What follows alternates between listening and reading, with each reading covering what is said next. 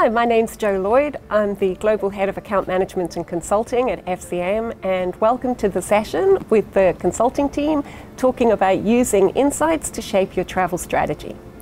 So, to kick us off, I think we've seen such volatility in the travel industry over the last few years that it's a really good opportunity to get some insight as to the state of the industry at the moment. So Juan, let me start with you.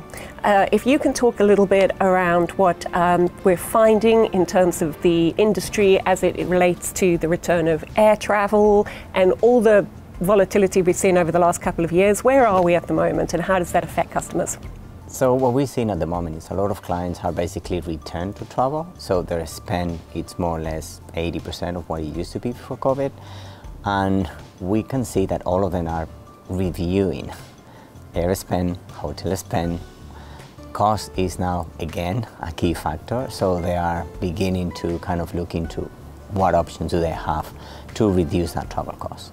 Also with the volatility on the market, oil prices, etc., and the increases that we are seeing in hotel spend, that's where they're trying to look. So they're coming to us just asking, okay, where we are, what can we do, how can we project forward, and making sure that we are aligned and we are ready to what is coming. You raise a really good point there, because we saw, obviously, prices in the last 12 months have gone up exponentially. And where things had been rolling over the COVID years, they really shot up.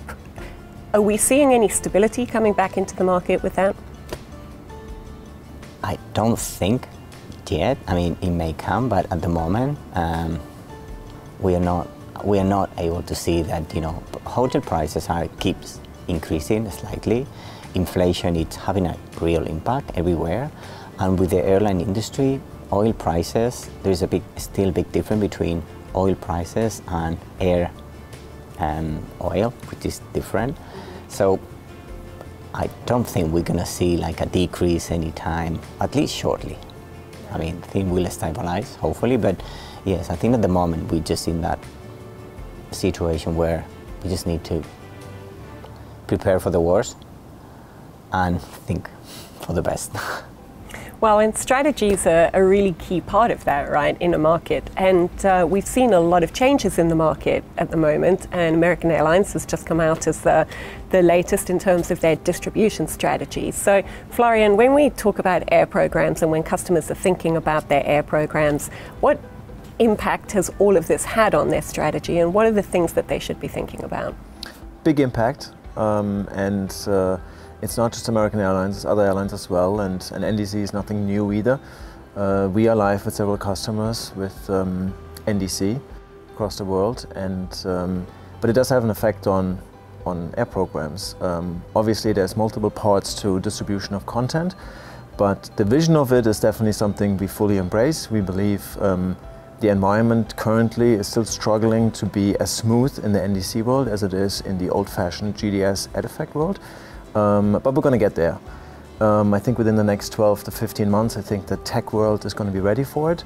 Okay. But already right now, it is very important for our customers to look at NDC, understand it, understand how it fits into their program, and we're happy to help with that. Excellent. The other thing that I think comes up a lot at industry events and within customer programs is the topic of sustainability. Glenn, you look after sustainability for our customers within FCM Consulting, and so how do you see how customers are responding to this at the moment, and where is it touching what we're talking about with airline partners, content distribution? Really, how should a customer approach sustainability? I think the most important thing to take into context first with sustainability is that it's unique for every company. It's often very different across industries, regions. The engagements aren't always the same. So it's not as simple as just saying there is a sustainability line and this is going to be rinsed and repeated for every industry, every client in that category. I think one of the things that we're seeing a lot of and have seen in the last 18 months is commitments to net zero initiatives. That happens very often elsewhere in the organization, and that's one of the biggest opportunities, but also challenges, depending on how you operate as a company from our perspective. So if you as the travel team are aware of that target, you're able to be strategic in how you align with that. If you're not, then it can go one of typically two ways. You can either find yourself in a situation where you have to be incredibly reactive rather than proactive, and that obviously takes away the opportunity for value. And if you're on the other side, you can use it as a driver. You can often get a lot more engagement with other parts of the organization. There's a big opportunity to tap into other budgets that can feed over into travel and really drive a cultural shift in the organization. So I think it's, at that point, it's very broad. It matters a lot around how you as a company are engaging with it and how it's communicated. Because if you're not aware of it as the travel team, that doesn't mean it's not happening. Very often it is. You just haven't been involved in that initial sort of strategic point and it's not communicated well. And Ashley, how are you finding that this is impacting hotel programs, for example? Because a lot of what we've talked about already is obviously impacting hotel budgets. And how are you finding customers are responding to that? This year in particular, there's been a lot of requests for hotel rate cap readjustment and realignments. Because not only is the base level of best available fares going up in rates, but negotiated fares have come back higher this year than previous years. So people are focusing, instead of going with the dynamic programs, they're focusing back in on locking down rates within their preferred properties? In preferred cities, yeah. Okay. So that the refocus now is really on having a maximum rate in a city because of the increases that they're seeing across the board. Interesting. And in terms of the corporate dealing then, do we see that reflected in the airspace as well, Florian? Yeah, it's very interesting what we're seeing right now. There's multiple airlines that after COVID have changed their strategy. So distribution is certainly part of it, but also the way they engage with clients in terms of contracting. Either they change the way they want to discount, they also want to change the way goals are being measured and goals are being negotiated. So we're seeing a little bit of a trend away from you receive a discount and you're giving me a certain amount of share. Now comes also down to looking a little bit more at what is important for an airline. And part of that, for example, is loyalty. So airlines want to try and drive that up. Ultimately, there's of course a financial incentive for them as well in place. They may have co-branded credit cards in place. And there's also, I guess, the dynamics of loyalty that hopefully brings additional business to them in the future, also on the leisure side. But yeah, we definitely see things are changing right now. And the fact that I guess you have to add on top of that is now that COVID is over, in terms of travel at least, for the most part in the world, every client has about 12 months of solid travel data. So now we use that travel data and we looked at the fact that airlines no longer want to just extend contracts, but they want to renegotiate new ones. Travel pattern may have changed because employees may no longer go to an office, but now are working out of their home office, maybe have moved during that time. So there's a lot of different things that have happened. Airlines have adjusted to that. They may have adjusted the way their route networks work. So overall, there's a lot of different things at play here, and that's why we also work very closely with our clients on measuring these things and giving it ultimately recommendations of what we may have to change in the program.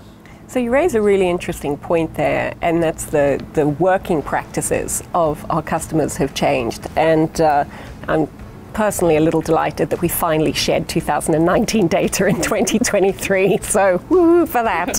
But also our customers, whilst we have people working from home, I think there's been a sort of real high turnover in their employees. And so for them to understand how to engage with the travel program in 2023 must be quite different. So how do we help them on that journey, Juan? What should they be thinking about when it comes to engaging?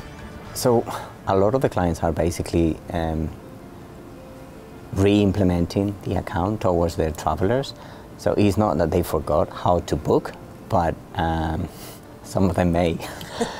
But the reality is we are beginning to do a lot of training sessions on the OET. We also working with other clients on a specific communication, just to highlight, the importance of the travel programs, key things that they need to be aware of.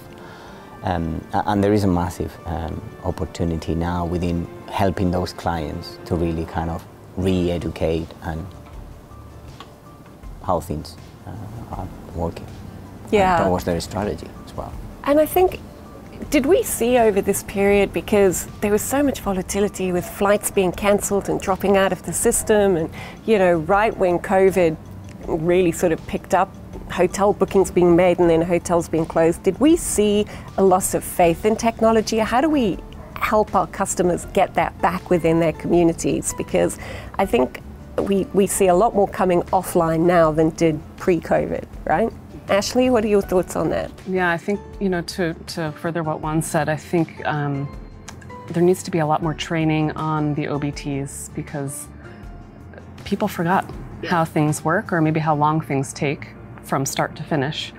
And I think introducing the distribution challenges, especially in the States recently, has introduced maybe further doubt into some of the technology. So I think there's a lot of work to be done that can be done via trainings or recorded content on intranets, things like that. But for sure. Yeah, because we do see a lot more complexity in the market now, right? I mean, whereas back in the good old days, if somebody found a fare cheaper elsewhere, it was because you weren't comparing like for like. Now you might be, right, with the different ways in which you can get to it. So how can travel managers make sure that the community is accessing the content and the data that they need and they want them to be accessing? Air is the big one, so I'm going to come to you, Florian. Yeah, it's going to be interesting because every client is unique, right? Every traveler is unique. Everyone has their own kind of preferences, and that's why we work very hard towards being fully omni-channel and really making sure that however you wish to book and shop and do research, we're able to help you with that. I think it's essential for a travel industry to provide service, right? And that's also when we want to ensure that everything can be serviced. At the same time, the client has the choice of booking the way they want to. And with that said, if sustainability is a strong thread that's running through somebody's travel program, how do they make sure that it's weaved through all of this? Through the technology consumption, through the way they secure hotel programs, their air programs, because I think the only standard is that there is no standard, right? So how do they navigate their way through that if their target goal is to, reduce their carbon?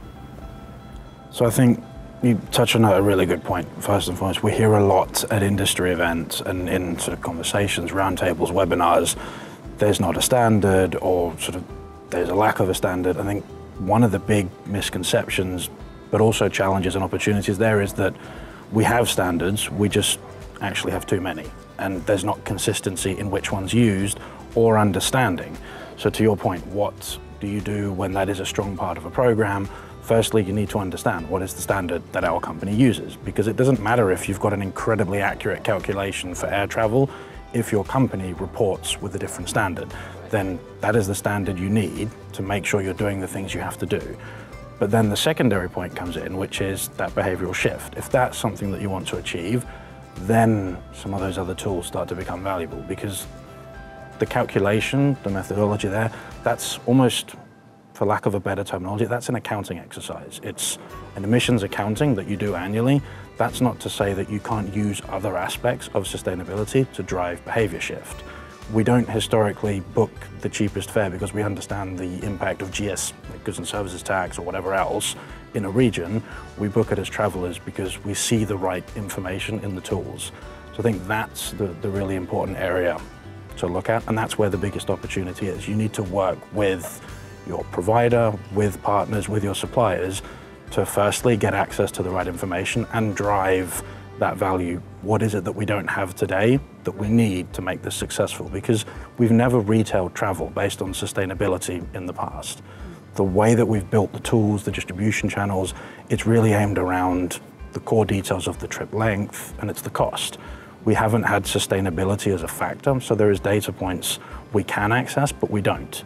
And that's where I think the big disconnect, but also opportunity sits. When you start to realize and sort of decide what is valuable for my program, then you can start to look at what does that look like, and how do I leverage that to drive change. And it won't always be just a carbon number, it'll be other indicators of performance. Well, speaking on those data points, I think, the challenge these days, it's not about lack of data, there's almost too much data, right? So how do we help a customer identify what it is that they should care about that is driving these different data points? Juan, what do you think about that? So probably through consolidation, so different data points that we have. As you said, now there's too many data points, so it's making sure that we help them understand which ones are the key ones that they need to look after. And we can help them to put different sources of data together, so they don't start looking into just air, hotel, and car. They start looking into, okay, what is my program means? What is something that affects here? What is the overall repercussion in the overall program? So, through Expense Connector, for example, we are able to look at the proper T&E spend. So it's like, yes, you may be spending more or less on the airline, but you may be spending more or less on the car or on the taxis, for example. So there are many different things that we can help them to look at. Okay. And I think sustainability is really around three things, right? People, planet, profit. And we spend a lot of time in our industry talking about the environmental side of that. But what about the people side? I mean, we've all been literally locked up for a couple of years, and as people get back on the road and get back to those old habits, I think traveller wellness is also a concern for a lot of organisations. Ashley, how do we help them navigate that and understand the impact that it might be having on their travellers? Yeah, there's actually a lot of interesting data within all of these various data points that we can actually pull together to identify certain groups within companies. Are they flying a lot or too many red-eye flights compared to the benchmark? Or how many days away in a month are they, or on weekend days? So we can actually apply a risk factor and then provide that information back to the client to say, what other correlations might this information have for you? Does it affect retention? Does it not affect retention? Or the HR onboarding process, things like that to bring in the travel policy. Is it part of an initial engagement opportunity with a client to set them higher than a competitor, maybe? Right, and policy is a key point, right? Especially if somebody's traveling a lot and talks directly to their wellness. And I certainly don't want to position myself as a travel princess here, because obviously it would not be fitting. But my understanding on the environmental impact of that is if you find yourself flying in coach, it's better for the environment, but not better for your mental wellness. So, Glenn, how do companies navigate what I suspect is not an unusual situation? Well, and I would add a point actually to your piece there, because the sustainability part, it's like any other complex challenge within a company, within a travel program. It's a big strategy. And that's to also say it's not always as blunt as just saying, well, everyone now flies economy, because that's looking at things almost in a vacuum, and that's rarely the right way to take a strategic approach. If you have maintaining elements like a fixed budget for travel, but you allow for increased class of travel, you can, in certain environments, reduce your emissions by traveling in a higher class of service. You can. Oh, I like that strategy. And that's why I say, right, it's part of a broader strategic approach. Because obviously, again, if you do it in isolation and you travel the same, but you travel higher, that's detrimental to the environmental piece, but it's good for the wellness side. So it's a balance, it's priorities, and it's looking at all the areas, because you've also got opportunities like increasing the class of service when you transition. So if you eliminate a short-haul flight, but you go rail, you're getting a first-class rail service versus an economy flight. That's a huge increase in the quality for the traveller, but you're still getting the travel and you're reducing the emissions. So when you take that holistic view to it, then there are lots of opportunities, but it's a complex lift. It's not as straightforward as just saying, to achieve the environmental side, we cut everything, because again, it's often not like for like. So you could cut half of your travel spend, you may not eliminate half of the emissions. So that's why you have to really make sure you evaluate what's important, you find the balance with wellness, you use the right tools for your requirements, and that's what will get you to the point of how do you make a better decision. Okay, well, Juan, I'm going to come to you with one last question, and then I'm going to ask all of you to think about one key takeaway if anybody watching this is needing to know around their program. What would be a top tip that you would give them for addressing their program right now? So to give you some time to think about that, I'm going to come to Juan with one last question and say, if somebody is focused on that sustainability piece. And one of the things that you'd identified at the top is that cost is now back on the table in the sort of top list of things that people are thinking about. Those two things aren't always compatible, right? Cost versus sustainability. True, not all the time, and that's why it's so important to look at the overall. As Glenn said, we have to take a holistic view. So you may upset that there's going to be a higher cost in certain areas. For example, you allow, I'm not saying clients will do, but you may allow business class, but you may be traveling less just because your trips are going to be longer. So it's not right or wrong, and it's not just basically, every single client will be different. And what we are doing is working with them to understand what is the cost benefit, and from there making the decisions and start making actions. Right. So not to take a tactical view, have a high-level strategic view, and then understand the levers that lie underneath it. Absolutely. Okay, cool. Right then. So, one top takeaway, Florian, for anyone watching this, looking at their air program. Well, take a look at your air program. Love it. Lots of stuff have changed, and NDC is definitely here. It's the year of NDC. Given with the combination of 12 months of solid travel data, the fact that airlines are changing their approach to contracts, airlines have changed their schedules, I really think now is a very good time, and it's important for every program to be fully aware if they're partnering with the right airlines, if they are fully aware of their new travel patterns, and do a diagnostic, and then possibly if you're required to go out and do some sort of sourcing process, I think this is the year to do this. Great. Ashley? I don't want to leave the other categories out, so I think the same goes for hotel and car. I think car rental has seen a lot of change throughout COVID, but even now coming out of COVID. There are some big changes happening, especially in the US market, with on-airport versus off-airport with some of the major suppliers. So definitely take a look at the footprint of your program. And the same with the hotel. I mentioned the hotel rate cap analysis. I think it's definitely worth revisiting and looking at because rates have increased. And it's definitely something that needs to be contained this year. Great stuff, thank you. Glenn? I would say understand or ask for your organizational commitments.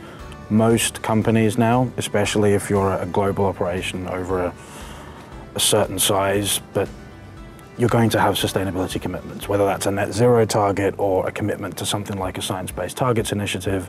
There's a good chance it's been done, and there's also a good chance that it hasn't been shared with travel specifically. So that means, for lack of better insights, things like a basic carbon budget, for example, which we often hear talked about as a groundbreaking innovation in travel, is quite frankly not the case. And you will have a carbon budget. Just because you don't know about it doesn't mean it's not there. If a company's set net zero timelines, then you need to figure out, are you going to get told what to do in 3 years or 6 years, or are you going to drive a strategic change today and actually, in many cases, have more power in what the organization is expecting from travel? Awesome, thank you. Juan? I would say it's a great opportunity to revisit your travel program based on what everybody has just said. I think it's time to start looking things in a slightly different way, not just because we've been doing things the same way. So I think we have to be open to change and do things slightly different moving forward. Great. Thank you, team. Appreciate your time and all of your insights. Thanks very much.